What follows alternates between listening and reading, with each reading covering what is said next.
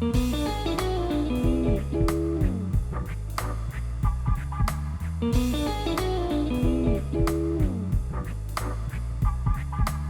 it going there, everybody? It's Mr. Zan over here bringing you guys a brand new Youjo Senki episode discussion.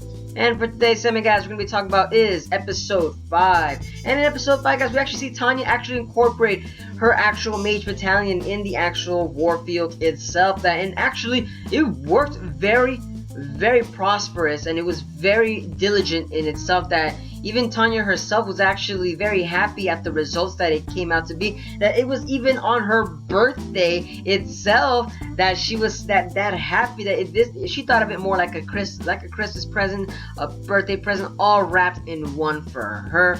Because of that reason, that everything that she's been doing has been working so well for her. Now, granted though, the episode did take a majority of the chunk out is actually training her battalion as to racing it to the standards of how Tanya wanted, because General Satoru was actually pushing Tanya to actually say, we want this mage battalion to be done, we want it to be done, we want it now. And of course, Tanya throughout the whole entire time is saying, oh, I don't have enough workers, so she's just pushing it more and more back. So then she gets Victoria, and she gets a whole group of people that they basically volunteer to help them out, because a lot of people in the country were actually stating that was trying to get everybody to join to be a mage. Was that all just wartime propaganda? So of course the people in office were actually trying to incorporate and say, oh, come on, we got to get this moving. And Tanya of course is trying to slow that process down. Now granted though, it's later in the episode they did show how Tanya was actually doing her selection test. The selection test was very interesting because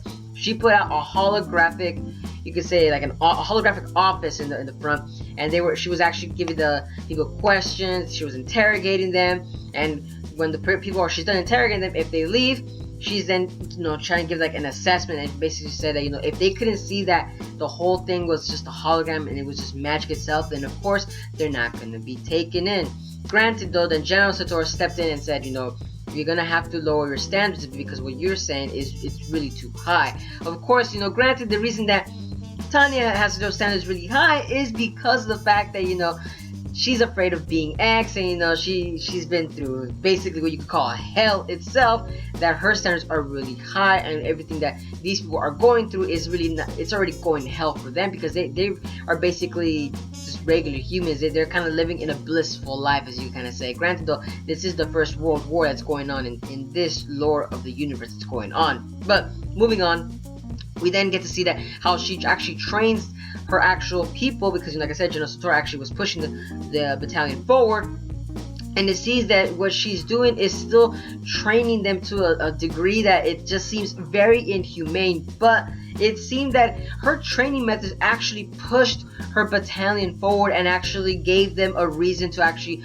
see her as a leader, which I thought that was very entertaining in the episode, due to the fact that we actually see that everybody was of course having their morals destroyed. They did not like how Tanya was actually treating them while they were training, because it just felt like that it was something like a monster that was incapable of having feelings.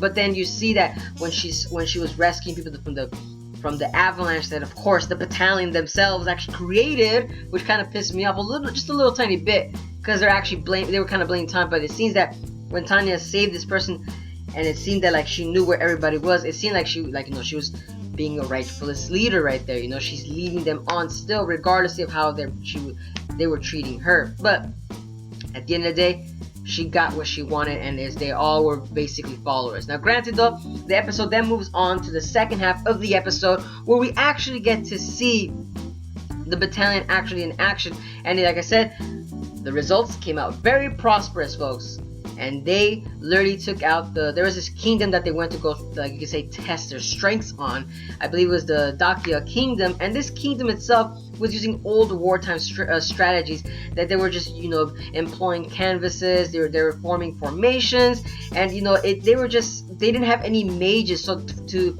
Tanya, it felt like a very very easy task to do that. For her eyes, it felt like this is what was really holding us back.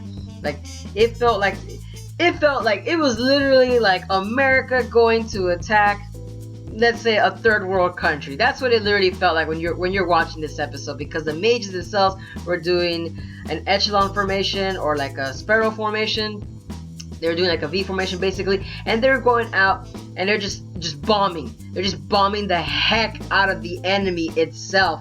And right there and then, of course, that was pretty entertaining. I'm not gonna lie to you.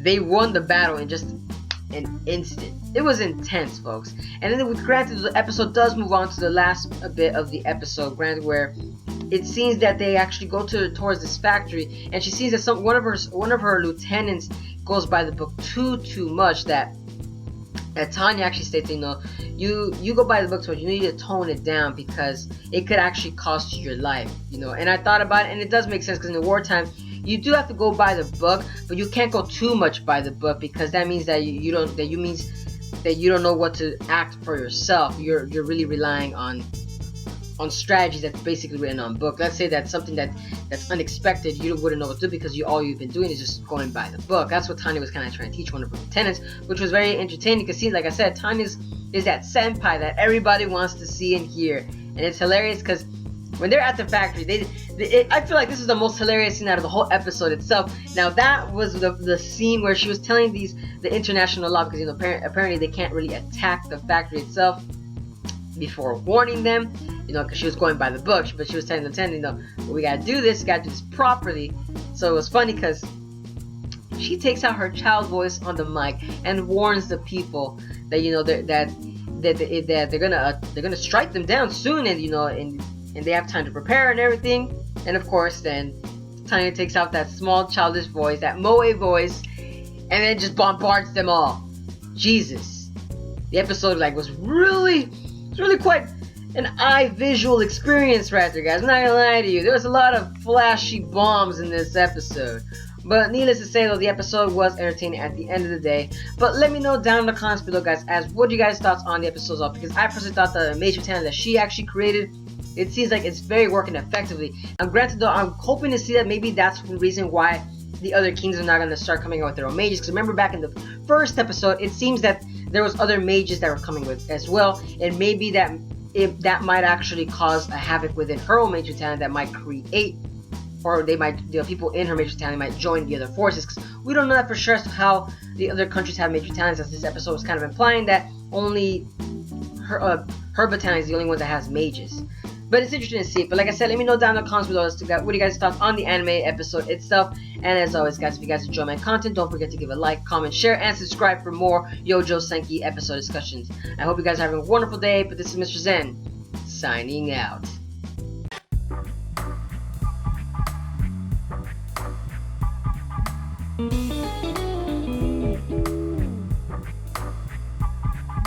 Mm-hmm.